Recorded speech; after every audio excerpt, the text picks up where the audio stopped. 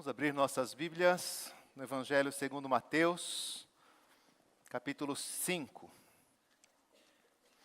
Iniciamos hoje uma nova jornada que vai nos levar bastante tempo, que é a meditação naquele que ficou conhecido como Sermão do Monte.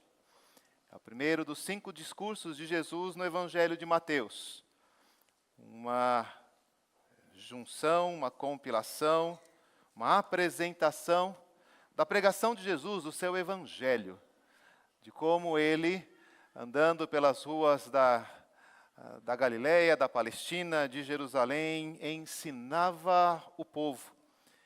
E tendo ouvido os discursos de Moisés a respeito da nossa necessidade de caminhar com Deus, de obedecer os seus estatutos, de ouvir a sua voz, Mateus entende que, ao registrar estes ensinos de Jesus, ele está nos conduzindo a este ponto mais alto da vida de um cristão, que é ouvir a lei vinda do próprio Deus.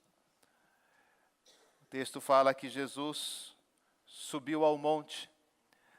No texto de Deuteronômio 11, nós somos chamados a subir no Monte Ebal, no Monte Gerizim, para receber bênçãos e maldições. O capítulo 12 disse que o Senhor escolheria um monte onde colocar o seu nome. E esse monte foi a cidade de Jerusalém, o Monte Sião, por muito tempo.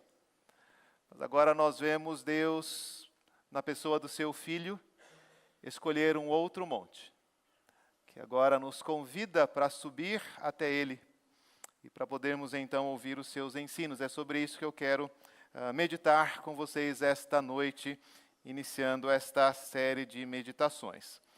Mateus capítulo 5, os versos 1 e 2, apenas o início, a apresentação desse texto. Vendo Jesus as multidões, subiu ao monte, e como se assentasse, aproximaram-se os seus discípulos, e ele passou a ensiná-los, dizendo. Vamos orar? Obrigado, ó Deus, pela tua palavra, porque ela, ó Deus, nos alimenta. Ajuda-nos, ó Deus, mais uma vez, para que, ao ouvir a meditação, ela venha a mostrar quais são os teus caminhos, para que aprendamos, ó Deus, os teus caminhos, para que andemos na luz do Senhor, para que, ó Deus, sejamos instruídos, corrigidos pelo Senhor. Dá-nos, ó Deus, esta graça, dá-nos essa direção, em nome de Jesus. Amém. O Senhor Jesus não está em Jerusalém. Como ele disse para a mulher samaritana, estava chegando a hora que não era nem ali no Monte Gerizim, nem em Jerusalém que deveria se buscar ao Senhor, mas o Senhor deveria ser buscado em espírito e em verdade. Onde houvesse pessoas que conhecessem o Evangelho do Reino, essas pessoas estariam na presença do Senhor e estariam sendo abençoadas por Ele. Ele está agora às margens do mar da Galileia, ali na região de Cafarnaum. Alguns têm tentado identificar os montes, esse monte para o qual o Senhor Jesus subiu. Há 2 cadeias de montanhas que se destacam naquela paisagem, que são chamadas chifres, e que podiam ser este local especial mencionado. Há um outro mais próximo de Cafarnaum, e se você tiver a oportunidade de visitar, um belo jardim está ali naquilo que a tradição judaica apresenta, a tradição cristã, na verdade, apresenta como Monte das Bem-aventuranças. Ali, inclusive, um auditório ao ar livre, né, e a possibilidade de você observar ao longe o mar da Galileia e imaginar Jesus ensinando estas palavras. É interessante que o texto não nos diz exatamente esta localização, mas usa a palavra, aponta a palavra monte no singular, o monte. Esse monte que foi escolhido pelo Senhor Jesus para nos trazer o seu ensino. Certamente uma atitude simbólica. Subir ao monte traz lembrança daquilo que Moisés fez quando, no Monte Sinai, subiu até a presença do Senhor para receber a lei. Nós encontramos tantas outras situações em que essa figura de subir está sendo utilizada. O próprio Moisés, para conseguir visualizar toda a terra de Canaã, mesmo tendo sido proibido de entrar na terra, ele poderá visualizá-la e ver com seus próprios olhos a promessa. Elias sobe no Monte Horebe para ali ter também a sua comunhão e o seu fortalecimento da parte de Deus. Nós encontramos o chamado constante para subir até Jerusalém e subir até as portas do templo para ali cultuar ao Senhor. Sempre há esta demanda de subir o monte e de poder estar ali. Jesus também o faz. Isso chama a atenção. Se você olhar o texto paralelo de Lucas, você vai encontrar ali, essa menção ela não é feita de maneira tão clara. A ideia é que Jesus estava num lugar plano, num planalto, por isso os comentaristas chamam a versão desse texto no livro de Lucas de Sermão do Vale. Alguns entendem que é a mesma ocasião, apenas um lugar alto e plano, que Jesus encontrou ali para ensinar. Outros dizem que nós estamos falando de momentos diferentes, afinal de contas, nós não podemos imaginar que Jesus tenha pronunciado esses ensinos e essas palavras uma única vez. Mas que nós temos aqui uma apresentação daquilo que costumeiramente ele pregava, percorrendo a Galileia, como diz capítulo 4, verso 23, ensinando nas sinagogas, pregando o evangelho do reino. E é isso que o Senhor Jesus vai fazer, e que Mateus vai mostrar para a gente Jesus fazendo nesse texto. O reino ao qual nós pertencemos, essa terra que nós adentramos, este lugar e esse povo do qual nós fazemos parte, é agora ensinado por Jesus, é descrito por Jesus e é desafiado por Jesus nesta passagem. A pregação de Jesus e do seu evangelho está diante de nós. E a primeira coisa que a gente deve observar é que este sermão ele se origina do olhar de Jesus para as multidões. De todos os lugares vinham pessoas para receberem a graça de Jesus. Enfermos, acometidos de tormentos, endemoninhados, lunáticos, paralíticos, se aproximavam de Jesus e ele os curava.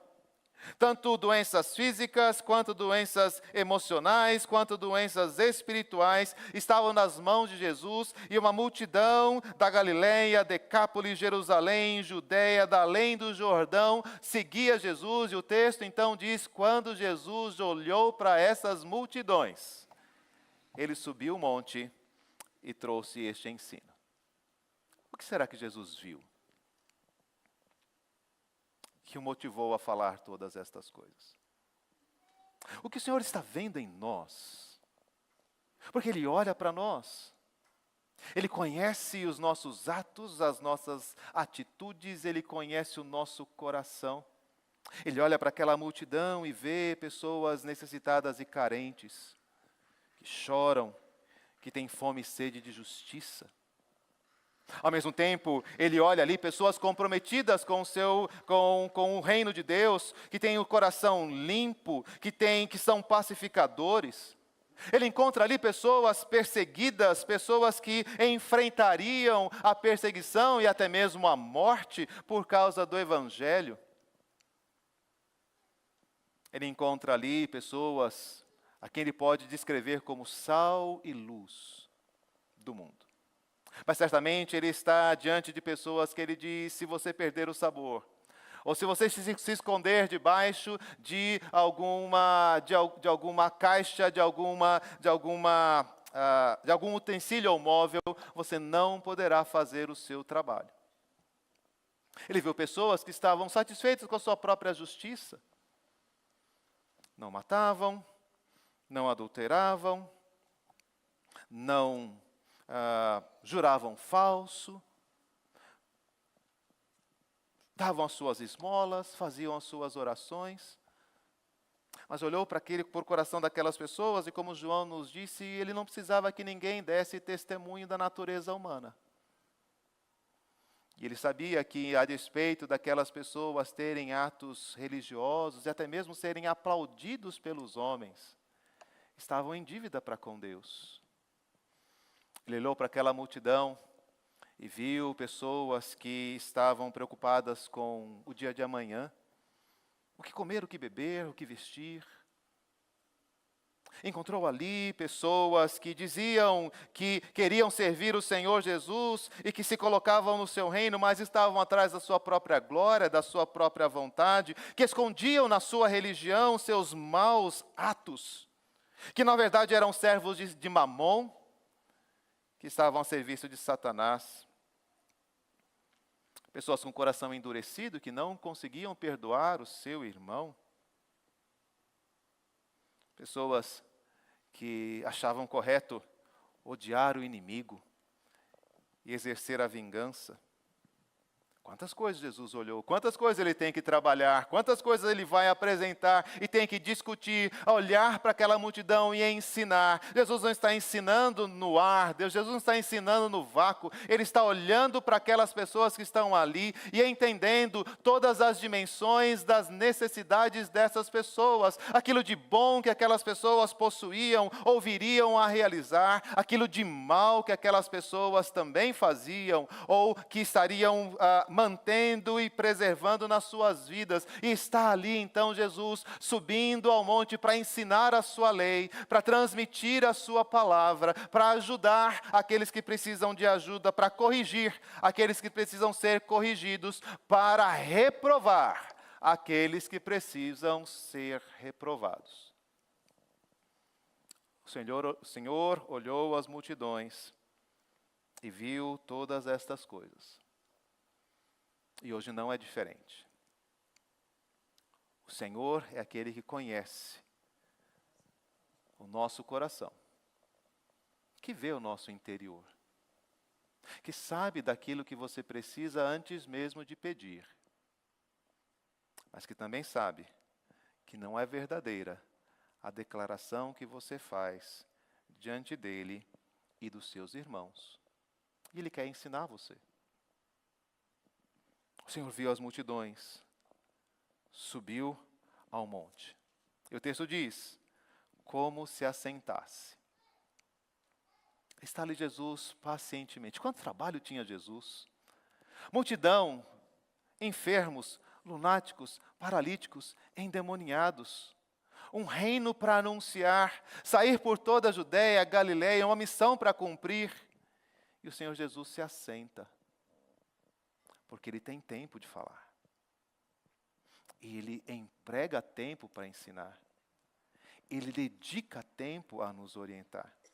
Não está apenas fazendo uma divulgação de passagem, você escute o que você escutar, pegue o que você conseguir pegar, entenda o que você conseguir entender, mas está ali Jesus como um mestre, se colocando diante das pessoas, se colocando diante dos seus discípulos e pacientemente instruindo os seus discípulos em cada um destes tópicos.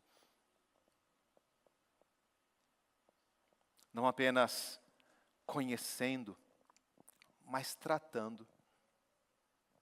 Olhando para cada dor e cada ferida e trazendo uma palavra de bem-aventurança. Olhando para cada ato bondoso de justiça, de paz e falando sobre a felicidade.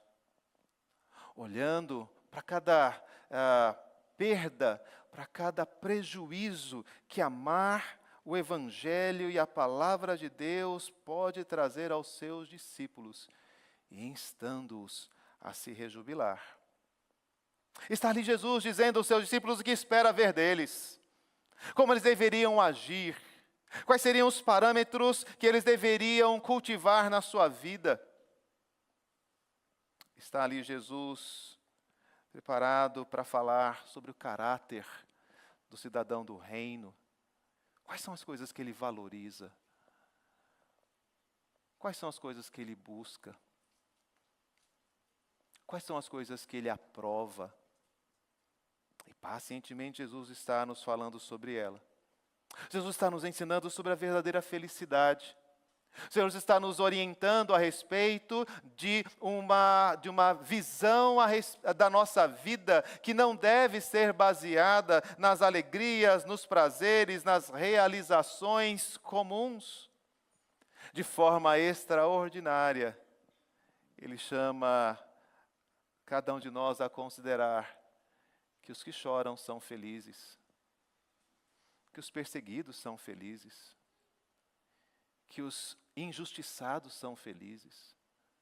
Como podem ser felizes pessoas que estão sendo oprimidas, sendo maltratadas, sendo perseguidas? Que reino é este que nos permite passar por todas essas tribulações? Como lidar com elas? Está ali o Senhor Jesus nos desafiando ao verdadeiro modo como devemos olhar para o nosso próximo. Do valor que devemos dar a ele, da preocupação que devemos ter com a comunhão, da maneira como devemos santificar as nossas relações, sobre como devem ser as nossas palavras, sobre como podemos orar, sobre qual deve ser o objetivo da nossa vida. Tantas coisas Jesus tem a nos ensinar. Tantas coisas nós precisamos ouvir da parte dEle. Tantas coisas Ele quer compartilhar conosco para que a gente conheça a sua vontade. Então Ele se assenta. E Ele nos convida a nos colocar ao redor dEle. E os discípulos perceberam isso. Se quando Moisés sobe ao monte Sinai, ninguém pode segui-lo. Se quando Elias encontra-se com Deus no alto do monte, só ele está ali. Se subindo ao monte do templo, você não poderia entrar no santo lugar, muito menos no santo dos santos. Agora, a separação que havia entre você e o seu Deus não existe mais. E enquanto o Senhor Jesus se assenta, os seus discípulos o cercam, se aproximam dele para ouvi-lo. O Mestre quer falar, o Mestre tem algo a nos dizer. O Mestre parou todas as suas atividades e agora fala conosco. Os discípulos se aproximaram dele.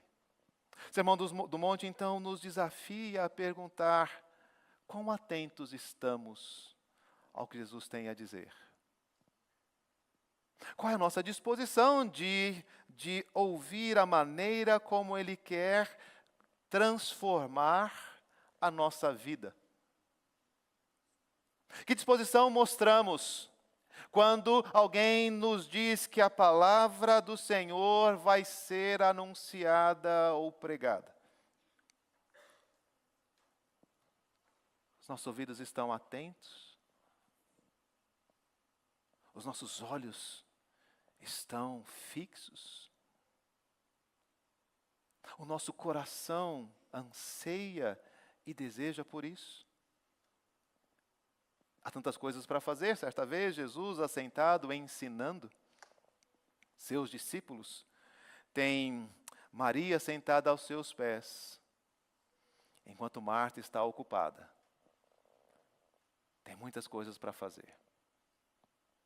Quer receber Jesus da melhor forma, quer lidar com aquela multidão, quer gerenciar as coisas da casa. Como o pastor Pedro disse hoje pela manhã, Senhor, o Senhor não vai pedir para me ajudar? Não, Marta. Você está preocupada com muitas coisas, mas só uma é importante. Maria escolheu a melhor parte. E essa não vai ser tirada dela, não. É assim que você se aproxima do culto. É assim que você se aproxima do sermão. A melhor parte. Aquilo que não pode me ser tirado. O Senhor Jesus subiu ao monte e se assentou.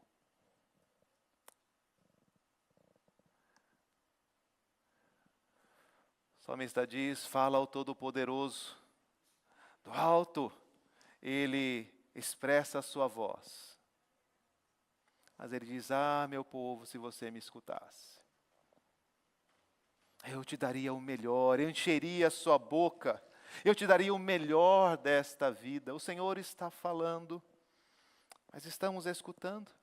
Nos aproximamos dele, esticamos o nosso ouvido, que foi mesmo o que ele disse. Senhor, me explica essa parábola.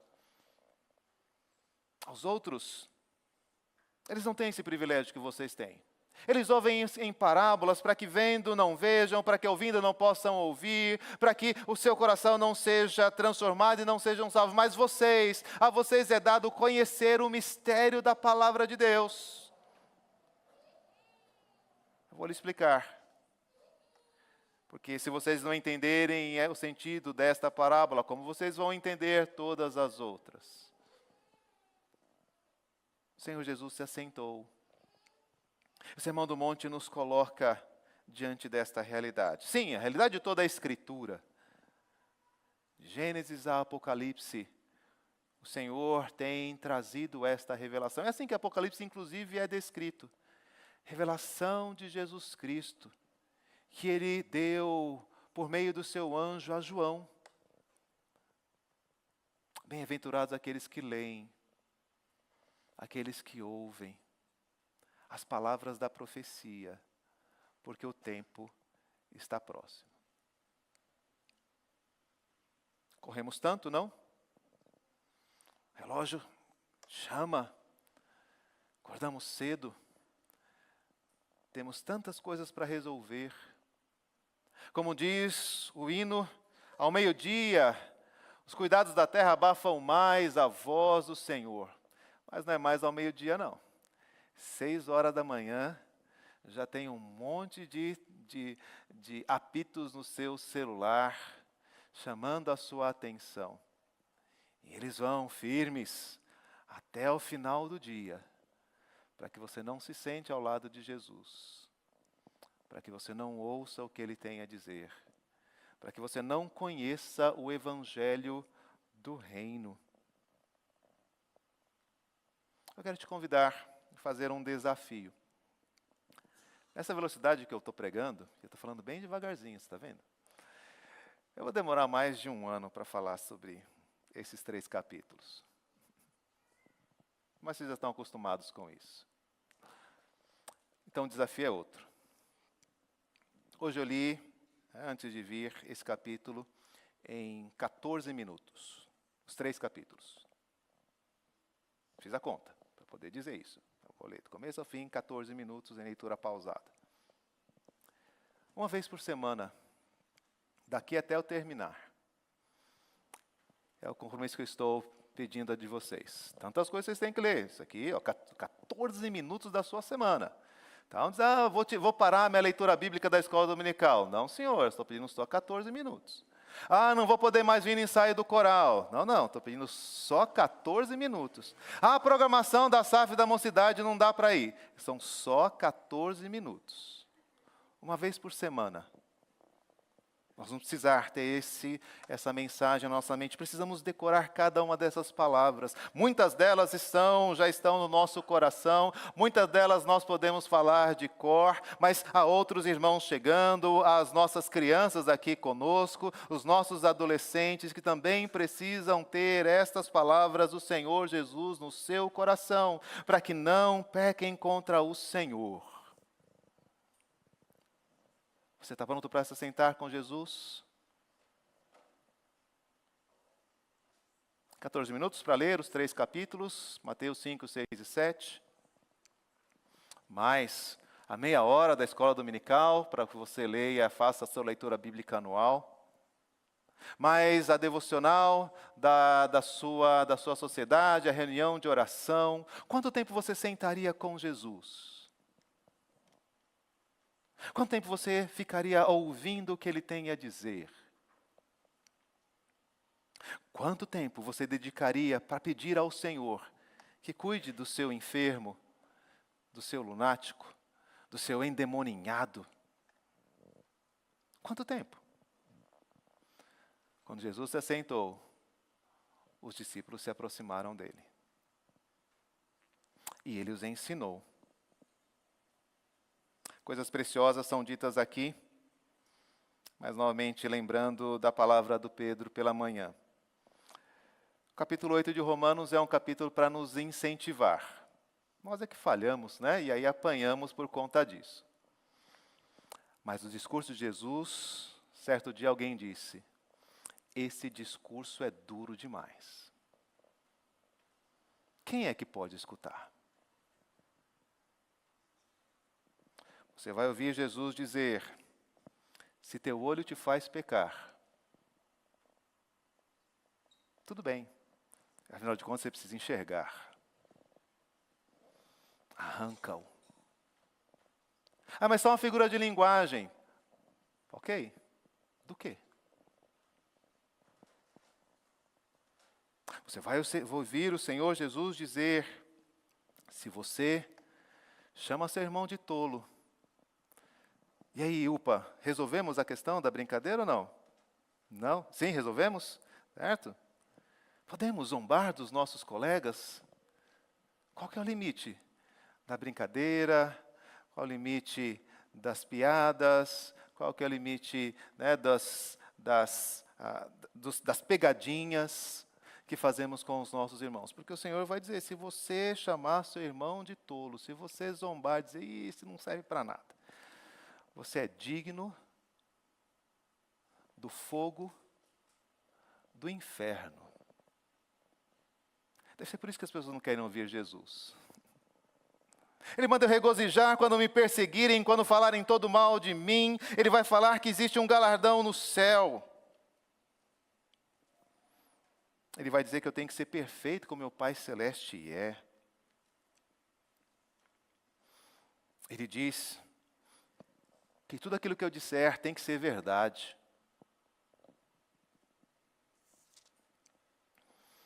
Ele diz que se eu não perdoar aqueles que me ofenderam, o Senhor também não vai perdoar os meus pecados, não. Foi Jesus que disse. Se fosse eu, certamente seria contestado. Mas foi Jesus que disse. Você está pronto para ouvir? Você deseja ouvir? Você quer saber o que Jesus está te propondo nisso? Ele disse: se você chegar no culto e saber que um irmão tem alguma coisa contra você, você precisa ir lá pedir perdão para o seu irmão. Está pronto para ouvir isto?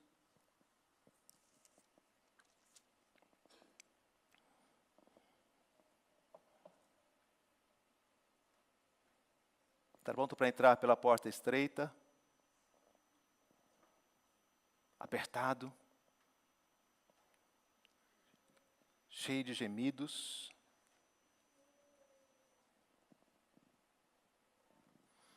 Está pronto para lidar com os falsos profetas? Você está pronto para entrar na presença do Senhor? Porque Ele diz: nem todo que me diz Senhor, Senhor vai entrar no reino dos céus. É sobre isso que Jesus tinha a falar. São essas as coisas que o nosso Senhor queria dizer para aquela multidão. Coisas que trariam esperança àqueles que estavam tristes e cansados. Uma verdadeira alegria. Algo que o homem não pode tirar, que as circunstâncias não podem alterar. Uma relação diferente com o mundo. uma missão e uma tarefa a fazer neste lugar corrompido, poluído, cheio de falsas soluções, cheios de mentira, cheios de maldade, cheios de egoísmo. Você é a pessoa que fará diferença. Está ali Jesus te chamando para orar e se encontrar com teu Pai em secreto, para jejuar e buscar fortalecimento no Senhor, para dar esmolas, cuidar daqueles que estão necessitando, para acumular tesouros no céu, para buscar o reino de Deus e a sua justiça, para descansar no Senhor e saber que Ele sabe tudo aquilo que você necessita. Está ali Jesus dizendo: olha o que você está dizendo do seu irmão, não julgue, porque você primeiro precisa saber que você também está em dívida. Mas ao mesmo tempo Ele diz: repare nos frutos. É pelo fruto que você vai conhecer aqueles que você deve seguir e aqueles que você deve rejeitar, porque eu vou afastar de mim aqueles que praticam a iniquidade. O Senhor Jesus o ensinou, assentou-se com ele e diz: que bom que vocês sentaram comigo e ouviram tudo aquilo que eu tinha a dizer a vocês. Mas lembrem-se, aqueles que ouvem as minhas palavras e não as praticam, é como um homem tolo, que construiu a sua casa sobre a areia. Vieram as chuvas, transbordaram os rios, deram com ímpeto contra aquela casa, e ela desabou. E a sua ruína foi tremenda.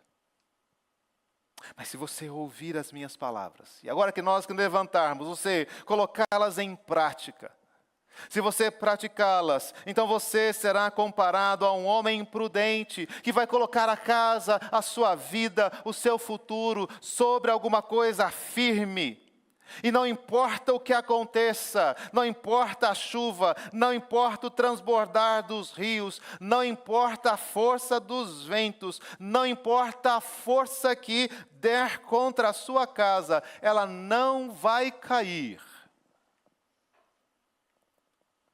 Porque ela foi firmada na rocha.